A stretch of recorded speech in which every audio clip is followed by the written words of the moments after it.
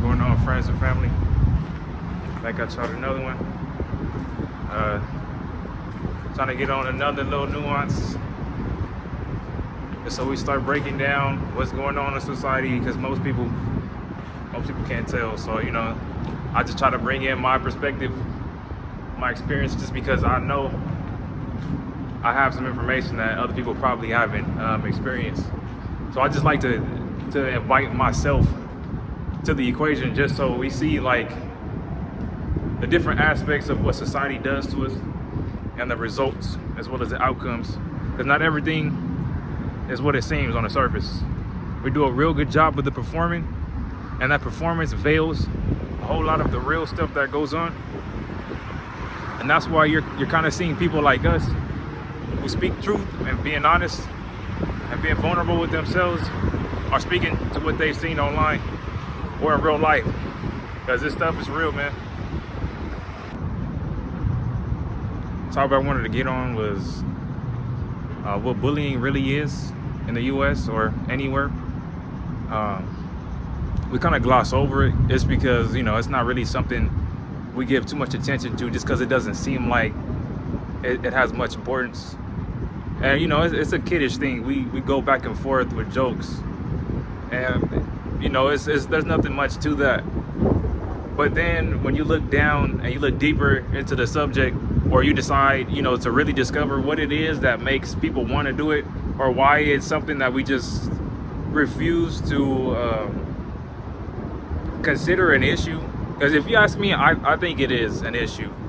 I mean, not the jokes, not necessarily that, and not the slight digs, but when you take it in excess to the point where you want to actually cause harm because of your need to do it, or the want to do it, right? And that goes back to sadism and cruelty and certain personality disorders, but we'll get into that. I want to relay the fact that I've realized that bullying is actually used as a control tactic, just in general. So you see this stuff anywhere. You see it with relationships, you see it in social groups, you see it in high schools, you see it in schools in general, you see it in workplaces, you see it in areas where people come together, you see it in events, you see it anywhere that there are more than one person, because it's a social thing. It brings people together. There's something to watch or enjoy or be engaged in, right? There's a source of validation when you're around people who like to witness what's going on. And for the most part, it's been just something that's not too serious for the most part. But there are caveats, and it does get deeper with those who turn this thing into a personality disorder, or who involve themselves with it in a way to where it becomes destructive to themselves and other people around them. And I think there are very few people who know that, because not everybody has experience being on the other end of bullying, right? Especially because at a young age, and it happens in schools, you don't understand that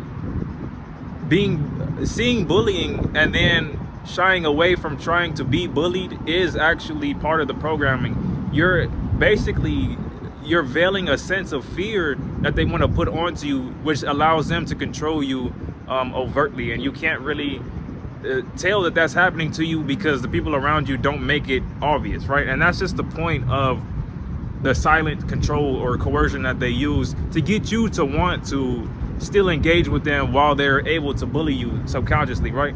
And that's part of the subconscious caveat to bullying as well, for the control. But anyways, so usually it begins in schooling. It can happen before that when you're younger. Say you're just a young kid in your neighborhood, you go to the parks, you play with the kids, you ride the bikes, and then the social dynamics begin that way. It usually comes from watching the parents, and the parents who still engage in bullying, which is kind of a problem too. But we know what's going on with that. Anyways, it starts in the childhood, and then usually locks in, solidifies when you get to school, when you start to begin the elementary, and then the middle school and high school and whatnot. So what happens is a dynamic is created with a bully and a target specifically, right? Now the target doesn't have to be somebody with a specific trait, it can be arbitrary. I'm somebody who has experienced the arbitrary version of it, which is, in my opinion, much worse than having a specific trait.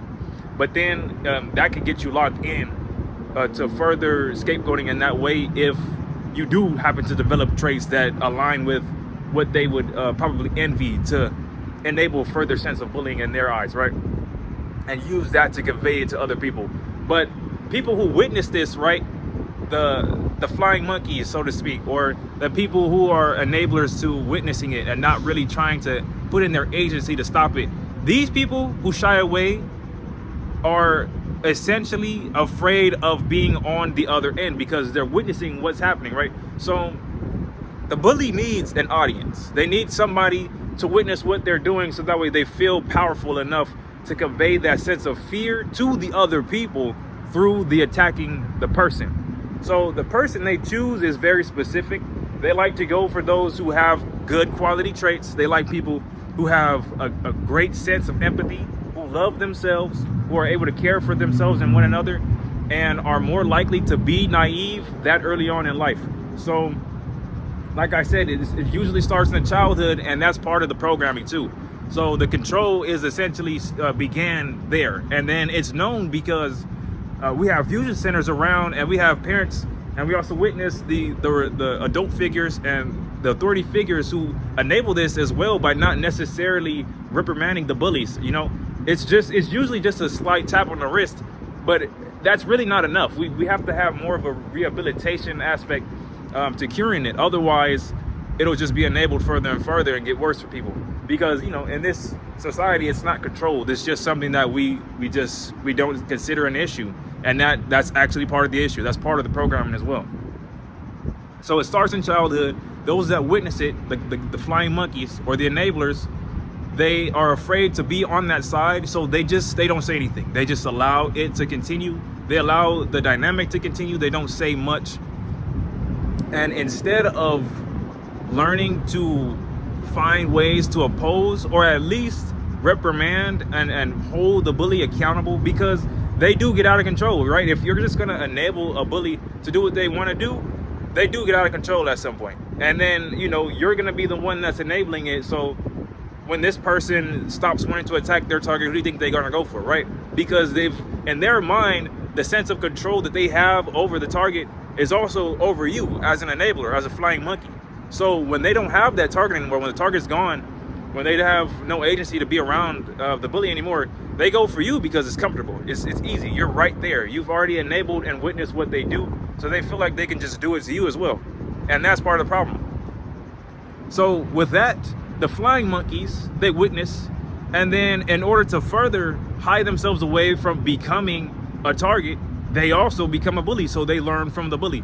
They watch what the bully does. They learn their tactics. They learn how they manipulate, how they sway opinion, how they sway perception, how they're able to allow people to come around them as they do certain acts and then give off this behavior to them as if it's a normalcy.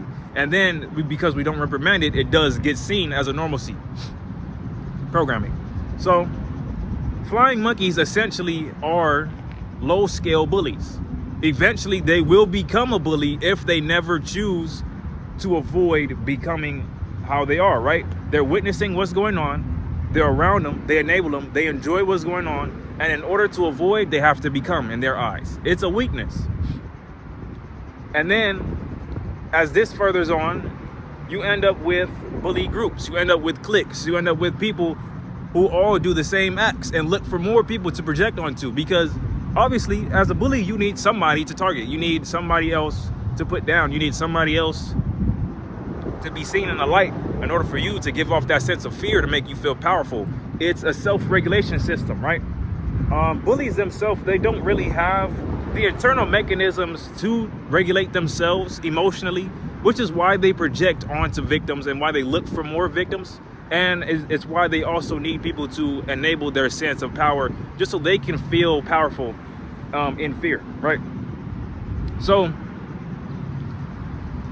at the end of the day, as the flying monkeys enable and eventually as they stick around, they become bullies. And then this never gets healed, right? It goes through every schooling system they go through. So elementary to middle school to high school to college, it maintains because this is everywhere. This is not just a one-off issue that happens in sparse areas around the world. This is systemic.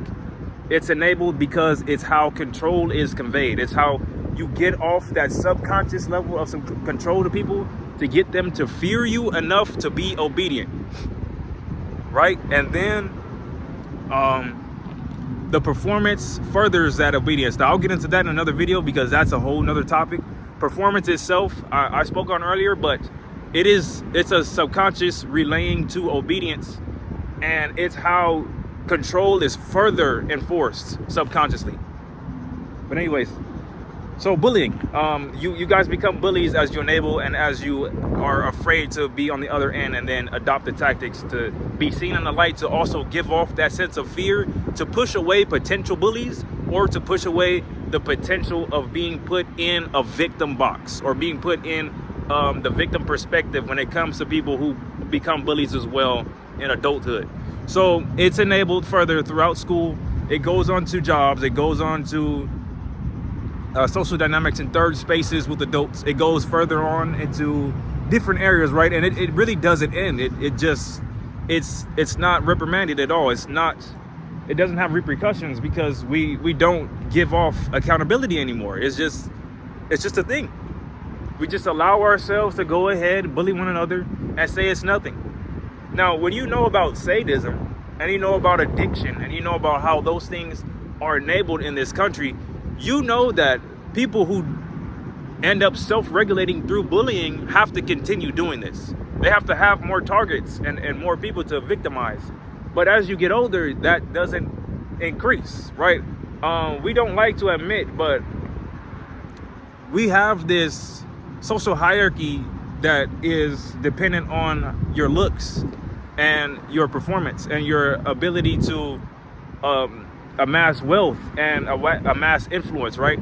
So these things are attractive, and they dwindle as you age, because that's just a natural process of aging. You lose that same influence just because you age and you don't have, the same capability. People are kind of superficial in that way, but that's just how it is with this society.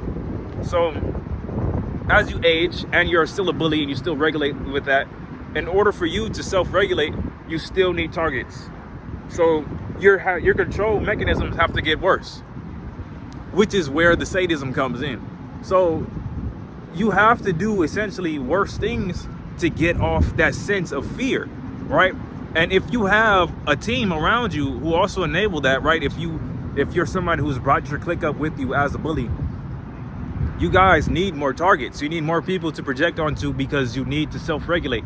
So if you don't yourself discover a way to do that internally, and instead further look for projecting or further ways to enforce other people to be victimized through your sense of needing control through fear, then eventually the acts you do get worse. And eventually you have to try to do things that are more harmful to people.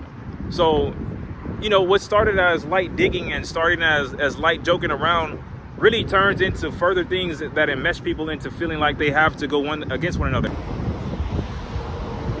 So we end up enmeshing each other to be coerced through control because of the fear. And then as our need for attacks scales, right?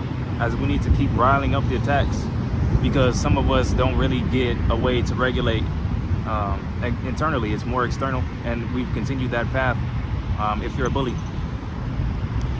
As it gets worse, you need further ways to do this, and it's harder to make that insidious because people get smarter, right? Adults are more intelligent than children, obviously, but many refuse the emotional aspect or the emotional intelligence learning that would help them self-regulate. So instead of going, the internal route for themselves, they just look for more people to validate, and then that allows them to build people, to build groups that will validate their opinions, and then they work together to get that fix-all. It's an addictive loop, and it's part of why I feel like the U.S. should probably worry about,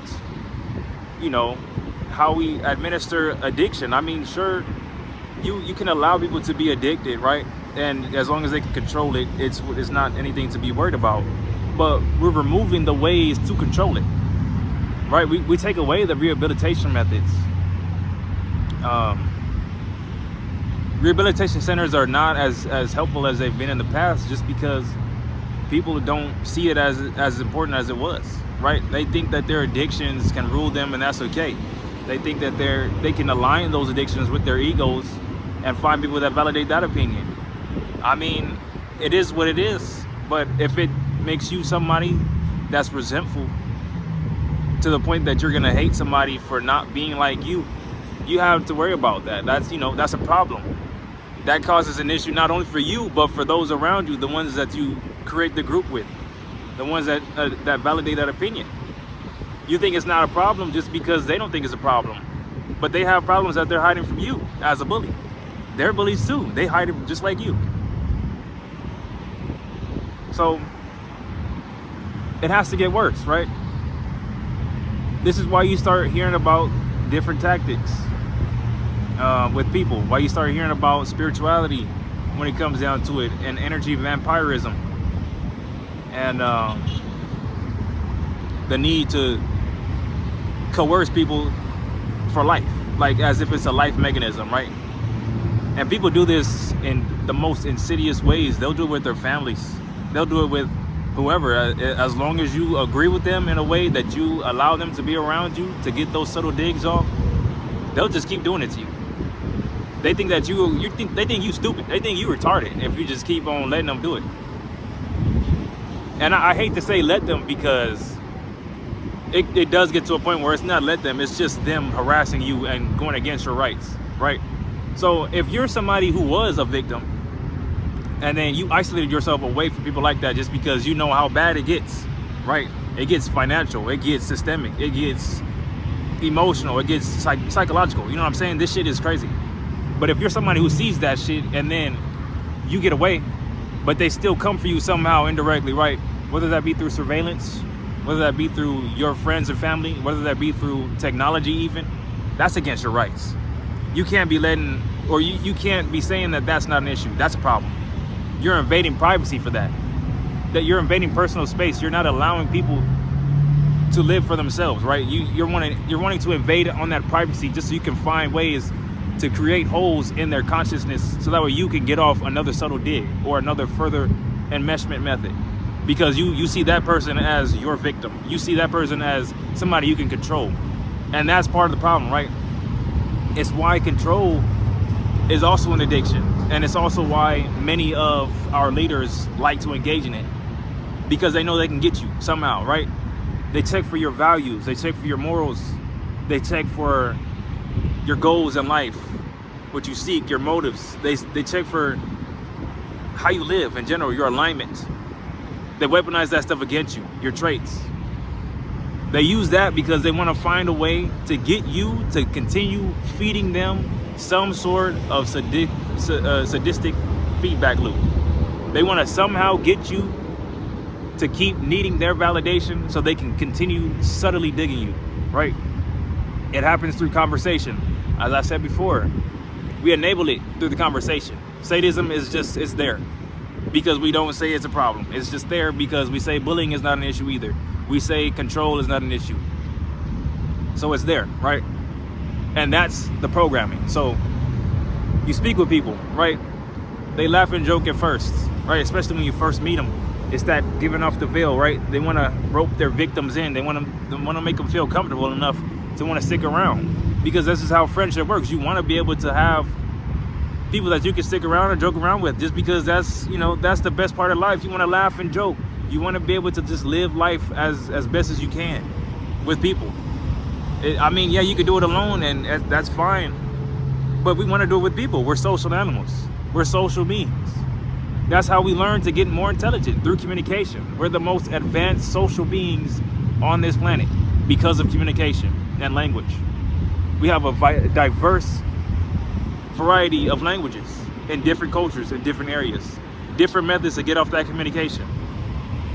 It just so happens that English is the most profound, I guess, in this area, or you could say Spanish, just because it's more worldwide, or Portuguese.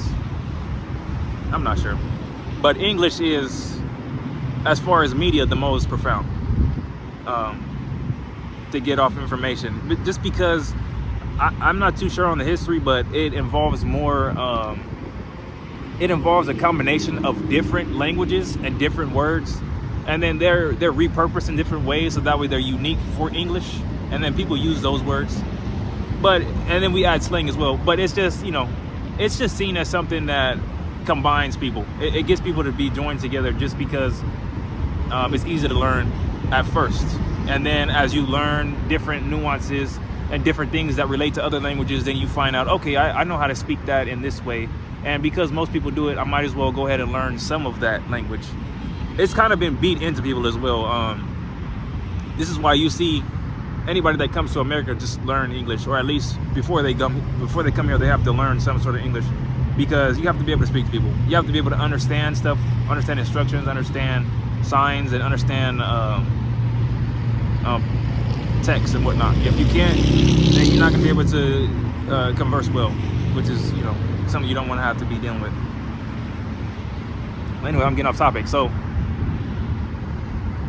we control through the communication, and because we're communicative animals and we want to have social dynamics, and we want to be involved in something, we want to be a part of something, we want that validation from other people, sometimes we're naive enough to let bullies be those people, and we don't know that bullies are who they are until they reveal themselves, right?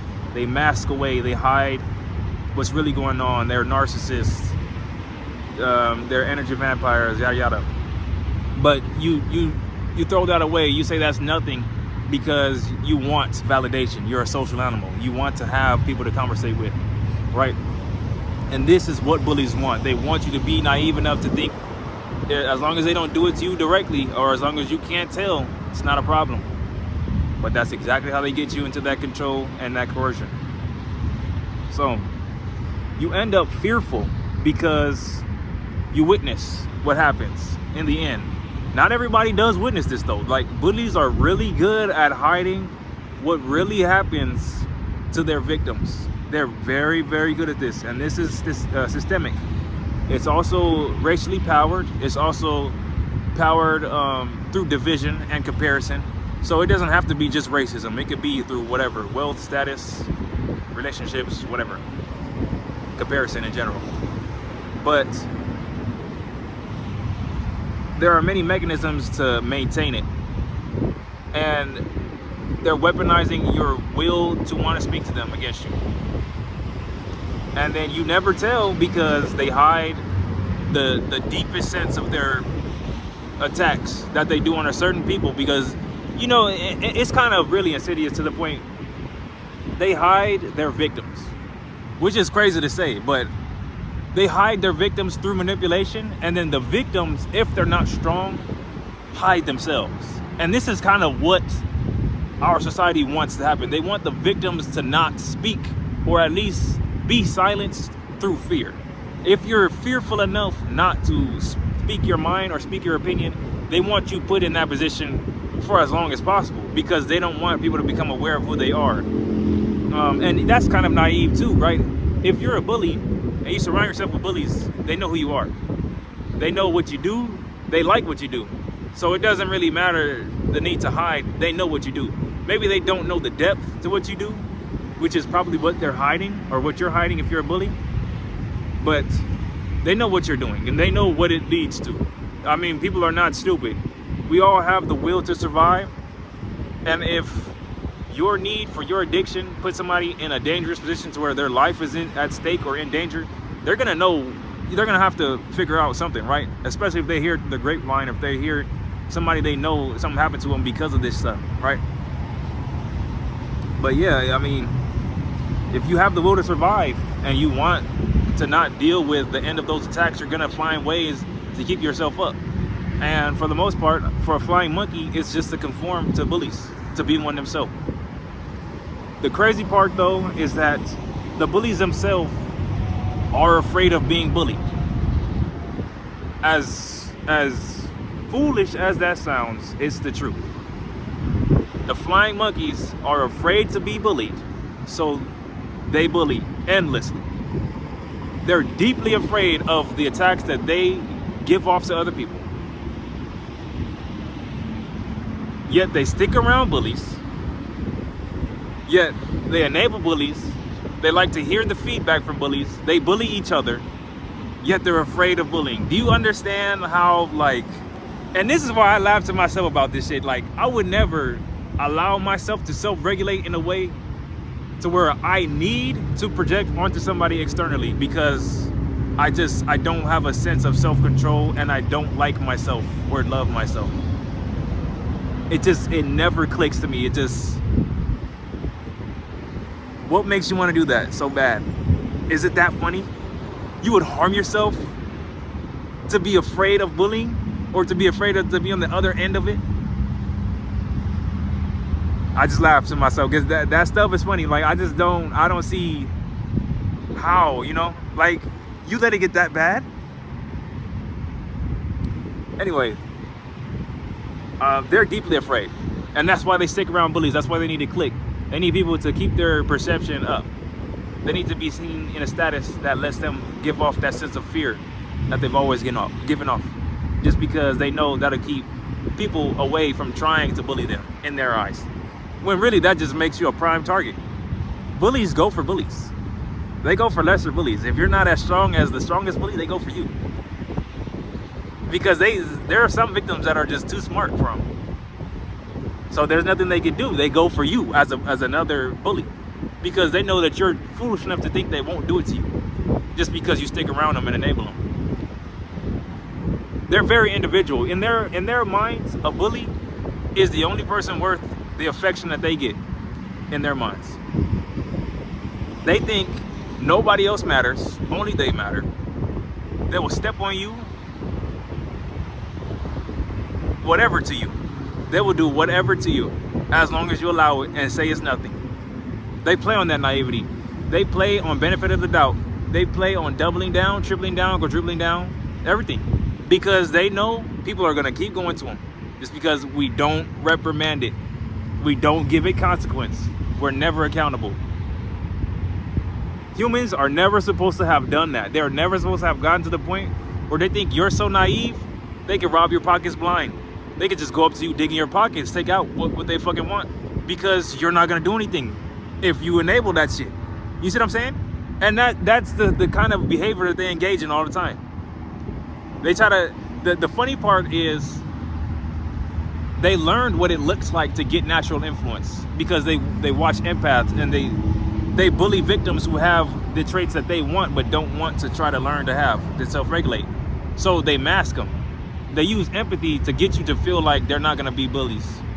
They use self-love and compassion to make you feel like they're not actually going to do that to you. But those are just to rope you in. I'm sorry to say, but those are roping you in. They are not actually giving a fuck about you. They don't actually care who you are. They don't care what you look like. They don't care how attractive. They don't care what race. They don't care how much money. If you're foolish enough to be naive and think they won't bully you, they will bully you. And that's that. That's all I wanted to get on today, because I think people got it twisted. Bullies are afraid of themselves even. They're afraid of what they do. And they'll never stop, because there's always somebody who think they ain't gonna do it to them. It's always somebody. It's always another fool who needs validation. It's always another victim out there. It's always somebody. Because there's no accountability. People are not strong enough. They're too fearful. They let the programming get to them. It's deep rooted. The racism is deep rooted. The classism, the capitalism is deep rooted. That's why they think they can keep doing it. So I say all that to say this. If you yourself are aware in the same kind of situation, just be accountable for yourself. If you don't want to be around that, don't. Because they do want you to be naive enough to think they won't do it to you. If you know better, don't get stupid and just go over to them and start trying to get validation from them, because they want you to be weaponized against. They want to weaponize whatever traits you got to further coerce you. Okay? That's what I wanted to get on today. They're fearful. It's how the system controls people. They control you financially, your managers. Yes, they're micromanaging you to death. Yes, they are. They're trying to get you fired because they want that sense of feeling like they have control over your life to fire you and have you in a less fortunate position. Yes, they are. Yes, your girlfriend is bullying you by talking shit about you because she wants to demean your confidence. Yes, she is. Because she sees you as competition. She's using you for resources. She's just getting the money and getting the play and then getting out of there. These men are doing the same thing. They're getting the play, getting up out of there. Don't think that it's not you.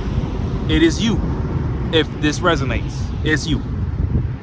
It's everybody. Everybody's coerced. We act like it's nothing, but it's something.